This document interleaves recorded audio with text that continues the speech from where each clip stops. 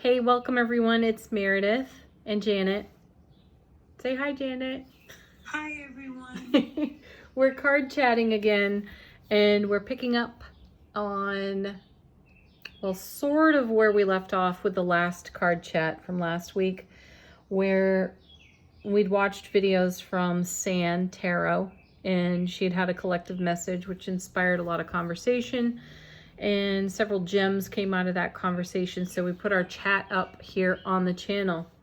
So what I'll share with you is that I'd mixed these two decks that you can see here on the tarot table. I'd mixed them together.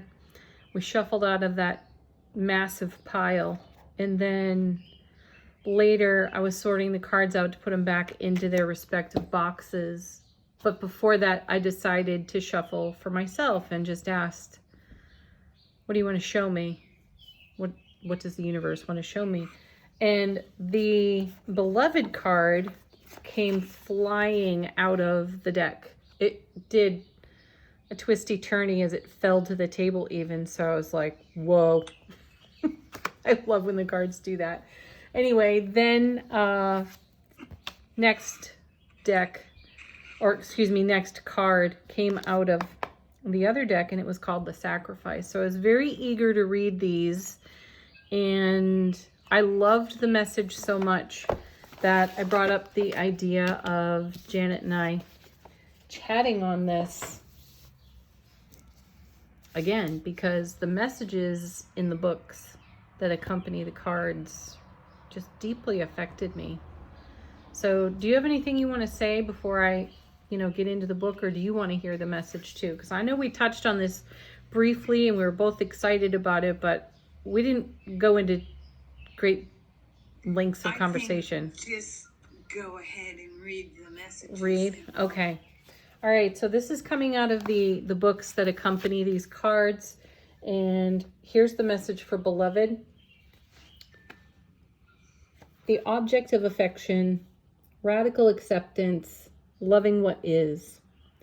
When the Beloved appears, it requires 100% of your heart, body, and soul. Don't try to squeeze the Beloved into your schedule. Drop the busyness and receive the one you have been waiting for. Know that this card comes as a mirror. Here we go with the mirrors again. Of course. I know. To show you the divine within and invite your radical acceptance of everything you consider beautiful or ugly in your being. Surprise, right? The Beloved may not be a person at all. It may be a business venture, a project, or an adventure calling for your full attention. Love it. Let it light you up and give it your all. Surrender to this truth and know that you are gaining a passport to bliss. I got to emphasize that one because bliss has been coming into the daily readings pretty fervently in recent days. Anyway, even when it feels that you are being consumed by the fire of the Beloved, do not hold back or be afraid, for you will emerge transformed. Surrender is the key. Allow yourself to be loved. And that's the part that hit me, was splitting the word apart. Be loved. Put a space there. Yeah, be loved. Oh, goodness. Anyway, usher the harsh critic out the door and shut your eyes and ears to the judgment of others, or even your own voice. Those are my words. To the judgment of others who have not been ignited by the divine blaze consuming you, for they will only attempt to douse your fire and leave you choking on the smoke. Whoa. Can you read that part again? Usher the harsh critic out the door and shut your eyes and ears to the judgment of others who have not been ignited by the divine blaze consuming you, for they will only attempt to douse your fire and leave you choking on the smoke. Be careful you are not seduced by false promises or falling prey to your extraordinary ability to sabotage your dreams and desires. Your own ability. Yeah, the saboteur. Sync with, SYNC S-I-N-C, and sink, S-I-N-K, into your heart and trust your sense of what is true, and you will know what to do. The true beloved is never false. Every gift proffered is valuable. Recognize the many faces of the beloved and welcome them into your heart. You'll be so glad you did. That's nice. Isn't it great? This goes so beautifully with my all parts welcome attitude. And it's once again showing us the mirror of what kind of beloved or individual shows up in your life as a reflection of how you feel about yourself. And it's so insidious because our old expression about a fish doesn't know it's in water. Yep. You swim in those thoughts for so long, you don't even know. You don't even know. That's true. This is the stuff that we challenge in our conversation, the way we speak about things. You and I are forever upgrading the way we speak. It's true, and we no sooner upgrade it and something comes along to expand our awareness or raise our consciousness, and it's time to speak a new language. I think that new language is a now language. And I've shared this on the channel before, and I think it came from Greg Braden in some of his work. One of his presentations, sorry for the noise, one of his presentations on YouTube, he was speaking about the Hopi people and how they had a now language. So the sky was raining, the ocean is waving. That's all now. It's not. So if you're really present with yourself, you're not speaking a language that defines the way you have seen things in the past or the story you used to tell. We get in the habit of referring to things in almost a cliche manner. Yeah. And I think that cliche manner can be really dismissive, and that is an aspect of sabotage. So for speaking in the now moment, we really pay attention to what comes out of our mouth and what that really means. Mm-hmm. Yeah. It's amazing. It is amazing. And another one of our friends often reminds me, everything you say is a spell. You are spelling. I think that also came out of a Greg Braden presentation. It's really valuable to think about. It's true. One of the things that people say a lot is it's tough to get old. Oh, and that yeah. comes out of a lot of people's mouths, and I don't think they really stop and think how powerful that is.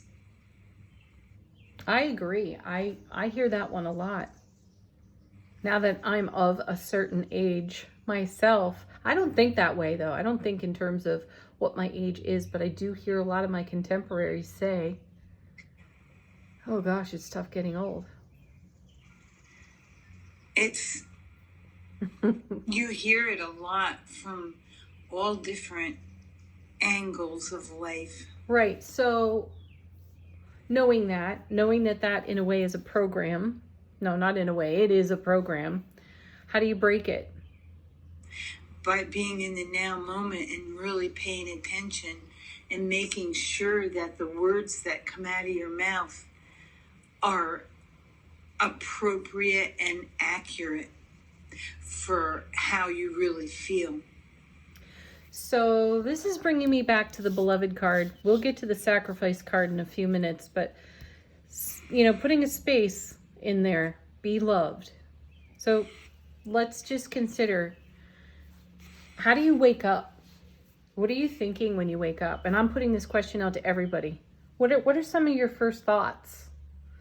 You know, because I think that's... I've recently started, it's been about a month now, and as soon as I wake up and I'm aware of myself and recover from my dreams, I take a moment to be grateful for all the amazing things that'll find their way to me today. Wow. And then I list things like peace and love and healing and connection and kindness and understanding and abundance and prosperity and joy and laughter. How many people do this? I wonder. I'm really curious about that, because I recently was working in the garden, and the day after that I got up and my legs were hurting from squatting and running back and forth, doing this or that, whatever. Getting up and down. Getting up and down. I was feeling it. And so when I got up that day after, and everything went snap, crackle, pop, and I could feel tight hamstrings, and I was like, oh my word, what have I done to myself? But I had some programmed thoughts around that too, like, wow, you're not as flexible as you think you are, or you once were. And I saw a big stop sign right there. I'm like, stop. Whoa. Because you're now talking about yourself, and every cell is listening. And I switched back to this be loved. And I want to actually go deeper on that, because I think the tendency to greet your day with, is too much in the program for us. It's interesting that you're talking about your body. I was up by my library, and out of the corner of my eye, I saw A Course in Miracles, and I haven't looked at that for 20 years. And something made me pull it off the shelf, and I opened it up, and it talked about the way we talk to our body. And it really, our body has no judgments or opinions. It's totally everything. It is what we think it is. Mm-hmm. Yeah, it is. And it's neutral on its own. Wow, I didn't anticipate actually going here in this conversation. Not that we have a script. We're pretty unscripted people. Hardly. But, yeah. So I didn't anticipate going here, though. You hear people talk about, you don't think about blinking or breathing, and if you did, you'd be dead in seconds anyway, because we could never stick to it. Our brains would catch on fire. Oh, probably. But, then ultimately, somewhere along the line in conversation, we end up talking about, isn't it amazing how if you get a cut, your body just heals it without any conscious direction on your part. So I had, over the past 6 months, I've had to recover from a surgery on my foot, and at one time could actually see the bone inside my foot. For it was there for a good number of days, every time changing the bandage, and I had to marvel at the miracle of healing. Yes. I've had to marvel. I've been inspired to marvel at what the body is capable of. And then the little things that popped up after that experience and in the healing process, a lot of things not anticipated or ever even considered, though, gave me a tremendous opportunity to see myself in a whole new light, in a loving light. Even throughout the healing process, when I was in a bandage for months and had to change that every day, and we were drawing hearts, writing love, And what I On your foot. on my foot, on the bandage, but also as I was healing from the surgery, where the surgical site was took on the shape of a heart. Do you remember that? I do. Yeah. I certainly do. It was amazing. Oh my God, that's the whole point of my sharing this, because I'm looking at, this beloved card, and we really are what we say, how we think, how we feel. So I definitely want to go deeper with this card in the sense of I got to the, what are we thinking? How are we speaking to ourselves when we step into our day? And you've arrived at where you've arrived at in the way that you greet your day through, years of being a light worker and being committed and dedicated to being the love and the light that you are. Not everybody is there. It's a journey. And it's a lot of things. It's hard, it's fun, it's rewarding, I don't want to put too many words to it because it's different for everyone, but it's unique. It's a worthwhile thing. So this beloved card has me in good consideration for, how I navigate a day. So if we come into our day knowing we are loved, are being loved by the divine all, whatever that is for each person, and we choose to speak over our hearts, minds, bodies in the spirit of being loved, loving, I feel that it brings us way closer to the now moment, because that's a question I get from a lot of people. How are you in the now? What does it feel like to be in the now? When I do a reading for someone and we go, the cards will always tell somebody to, be here now. And then, but what does that mean to someone or those who are working on that? What does it feel like? So I think for me, I pay attention to what my hands are doing and I make sure that I'm not racing ahead of myself, and I feel centered in my body, and I'm aware of what I'm thinking, aware of my breath, aware of my footsteps and where my feet are going. Remember, way back in the day, I was super anxious. I had anxiety, panic disorder. You didn't necessarily have that, but you had really intense moments of moving through energy. And you used to tell me that you would, if you were in the car, you were gripping the steering wheel and you were reminding yourself, my hands are on the steering wheel. Or you had to get that bring present. Myself back. Yeah. And the other one was just taking a moment and putting your hands in front of you, palms together, and rubbing your palms slowly and being aware of that sensation. So let's bring it around full circle and bring this Be Loved card, a beloved card, into now language. And here's something that I came up with. I'm very inspired by that presentation on the Hopi people in there. The ocean is waving, the sky is raining, the sun is shining. That's all now speak. And I challenged myself for days to come up with a now language for the love light that I am.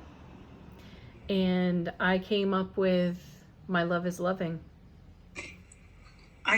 That's beautiful. Oh my gosh. And it gets me out of my own bullshit when I'm having moments, and then I start Frustration is my kryptonite. It really is. And if I find myself feeling frustrated, I'm so much quicker now to notice it and go to my love is loving. And it just... It might... Go ahead. No, you go ahead. Even if you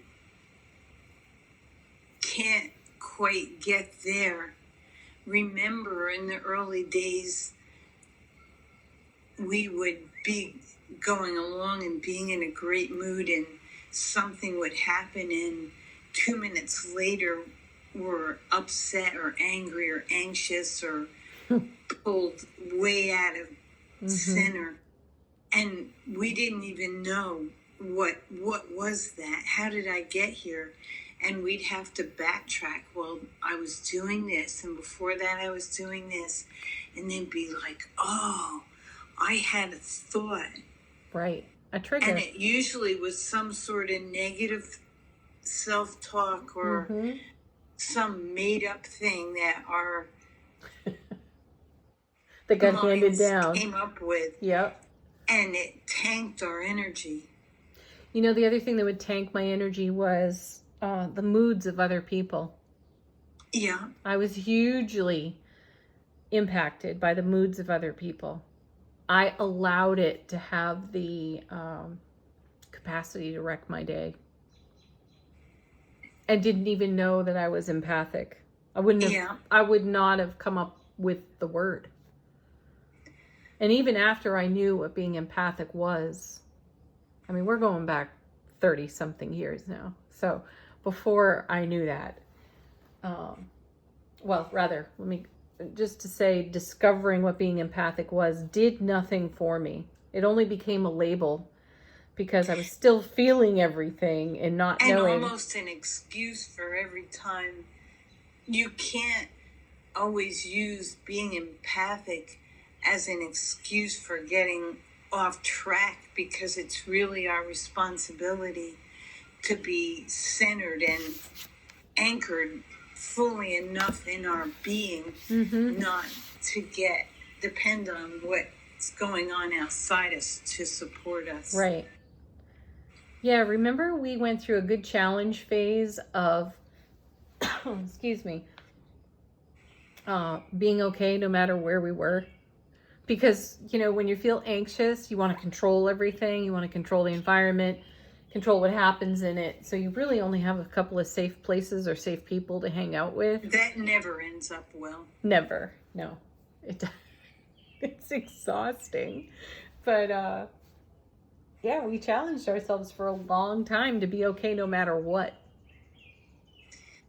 And that got interesting. We've come up with some doozies. Can you think of any? I'll have to wait for it to come float by. Most of them I can't repeat. Maybe you could. Just clean up the language a tiny bit for the sake of YouTube. If it comes, I will. Okay, perfect. Let's move on to the sacrifice card, because that one was equally surprising. And I think I asked you when I was telling you about this, what does sacrifice mean to you? And I believe you were telling me it means that you've got to let something go, but it doesn't necessarily feel good to let it go. Was that somewhat accurate?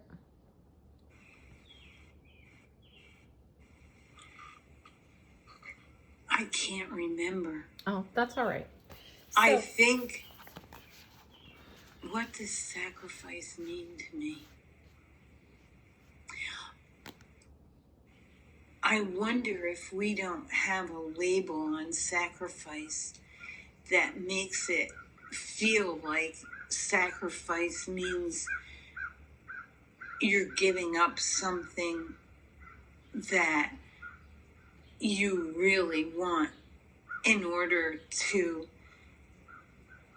allow something else to happen. But I don't know that it has to be that dramatic. Well, I thought of it similarly before I read what was in this book about this card. I hadn't ever considered what was offered in this, and I'll read it in a moment, but for me, sacrifice was, very simple. Like you have kind of like programming. You have to work really hard to get what you want. I think it could be as simple as just allowing something to release your grip on it and just surrender. The release of...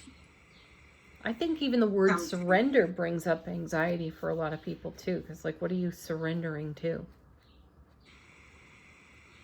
It's kind of a great unknown. Yeah, I think there's a definition on the rune card for surrender, because I know I used to tell my son, you can just surrender. No, I'll never surrender. That's like waving a white flag. It's admitting defeat. I was just going to say that, waving a white flag. Yep. But it doesn't mean that. It doesn't mean that you're giving up or giving in. It's just a matter of letting go. Someone said to me once that a better way or a better word might be to yield, which to me feels like a pause. Anyway, let's I'll read what's in the book because this was quite moving. Before you do that, I want to read the surrender definition. Oh, okay, cool. Up. When we let go and allow, we come into alignment with our soul's intentions. Surrender does not imply giving up or submitting in any way. It's more about allowing. Allowing what naturally wants to flow to and through us while letting go of the fears and illusions we have around trusting the universe. Surrender reminds us that what we desire seeks us, and to let go of our resistances so that can happen. This unfoldment may look different from our limited vision, from what our limited vision can foresee. Sometimes things need to fall apart before our aspirations can come together, and that's the part that can look contrary to our ideas.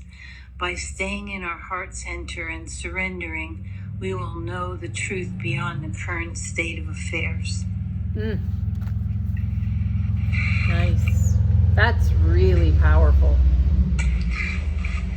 Like you might want to roll that one back and listen to it again, because that's fantastic. I like it. That's definitely now language too. Speaking now language. Maybe we can include a picture of that rune. Yeah, we can. We can do that. We'll put it in the video. All right, so here's the message of the sacrifice. To sacrifice means, are you ready for this? To make sacred. Wow. Right? The sacrifice is an offering of gratitude made from the heart, a feast of love prepared for spirit. I just feel so emotional thinking of that. In olden days, sacrifices sometimes involved rituals. I'm going to skip that part because it's kind of gross.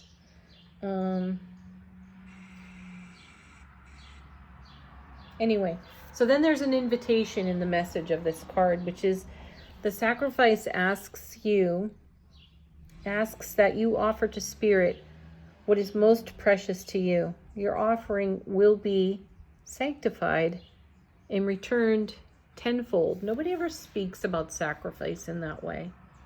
If it's to make, what did it say? To make sacred. I think it's another way of looking at what you think and speak of and act is in your biofield, in your broadcast. Yeah. And that's what the universe responds to. So it brings more of that to you because that's your message. That to is the your universe. message.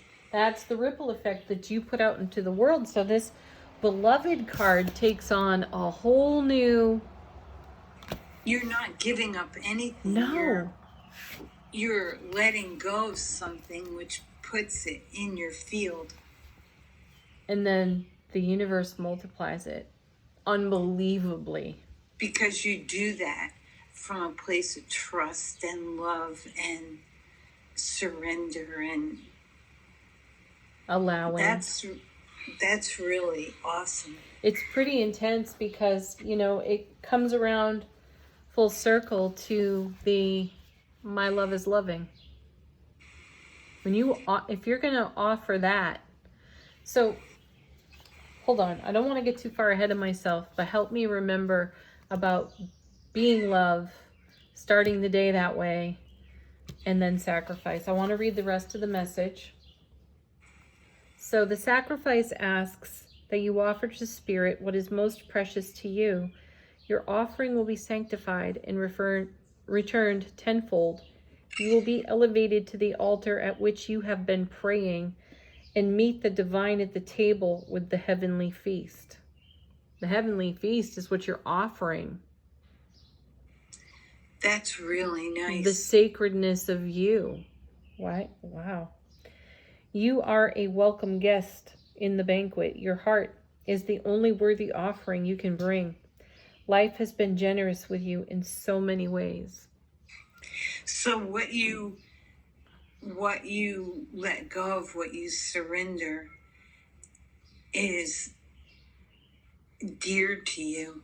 And that's what you bring to the table, something that's dear to you. Yeah.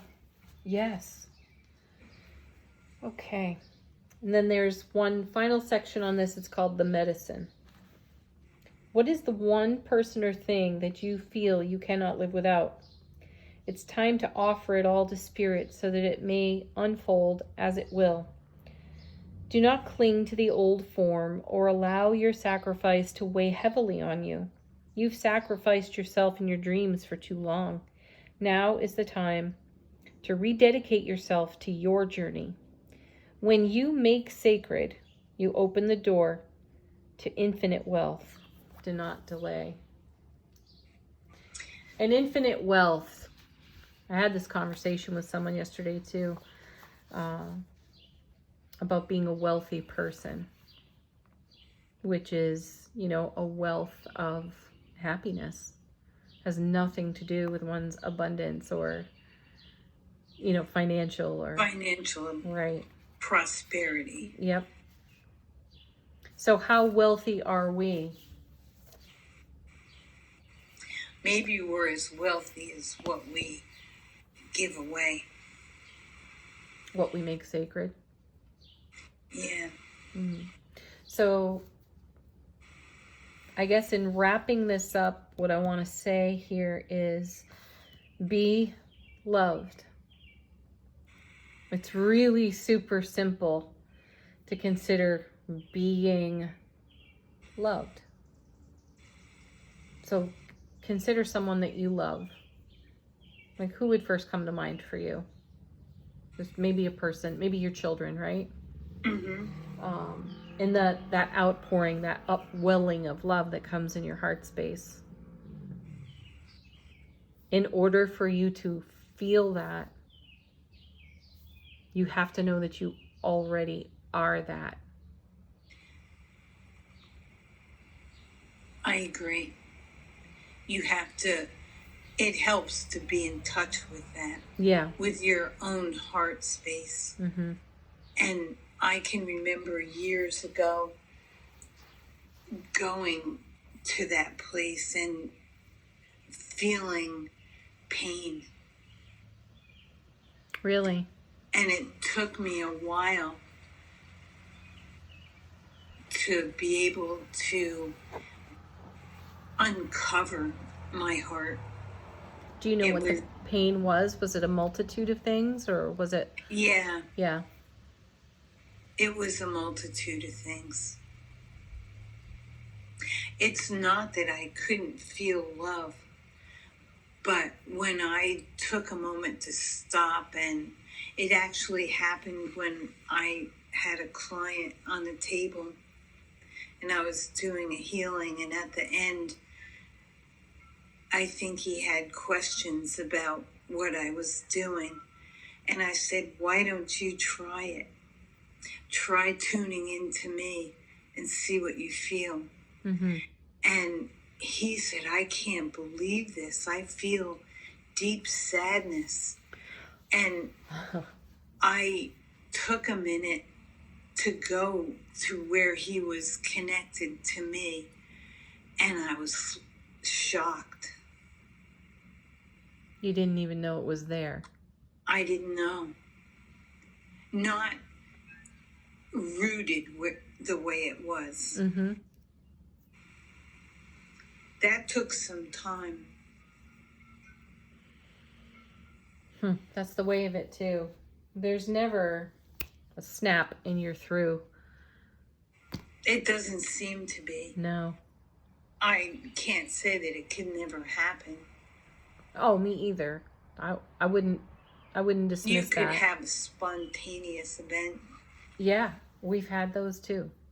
Yeah. Usually though, when you discover something like what you just described, there's a little ways to go with it. A little work involved. A little heavy lifting. You wanted to talk about being love and starting your day that way. Yeah, so in consideration of now language, maybe consider getting to a space where you can feel the kind of love that this beloved card is speaking to us of, and this feast of love that the sacrifice card is speaking to us about, and use that now language of my love is loving as a springboard. Someone said to me once, this person, I've referenced them a number of times, they're a very wise soul. They were talking about the spirit of love itself, that people have so much of a connection to the idea of love, or the being in love. So the idea of love and being in love typically has some measure of time attached to it, and people go into what is referred to popularly now as limerence. This though is the pure raw spirit of love, which we are made of. I feel that is our spark. That's what animates us. It's our soulful presence. And if we can consider for even just a few seconds at the beginning or the end of our day that we are a feast of love on offer to the divine all that is, the ripple effect, the reciprocity there becomes really profound. Yeah, to take a moment and be in gratitude and awe. Mm-hmm.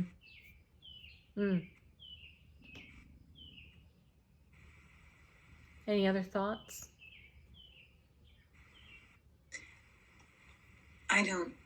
Nothing that's coming to mind. All right.